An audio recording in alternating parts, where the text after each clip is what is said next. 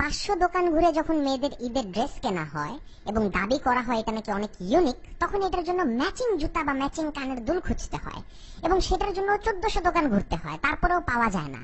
এরকম সিচুয়েশনে যখন গার্লফ্রেন্ড তার বয়ফ্রেন্ডকে ফোন দেয় তখন পুরুং পুরুং পুরুং পুরুং।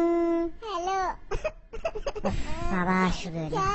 হ্যাঁ জান, জানো আমার না এখনো ম্যাচিং জুতা পাই নাই জান। আমার ড্রেসটার সাথে একটা ম্যাচিং জুতাও দোকানে পাওয়া যাচ্ছে না জান। কি করব বলো? কি কও? তোমার ড্রেস তো লাল না?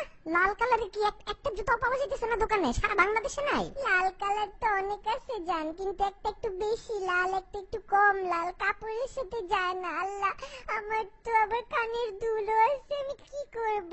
দূর মিয়া, তোমার যে কোনো আগের একটা জুতা আছে না? এই ছোট লোক, আমি কি ঈদে পুরান জুতা পরবো নাকি? ছোট লোক একটা কথাকার। কথায় কথা আমার মায়ের মতন আমার ছোট লোক ডাইকো না তো। কি করছি ছোট লোকের? তোমার সাথে কথাটা শুনো। তা আগের জুতাটা মাপ নিয়ে ওই মাপে তোমার ঈদের একটু কাপড়টা একটু কাটো। তুমি একটু অল্প একটু কাপড় কাটলে কি যায় আসবে বলো?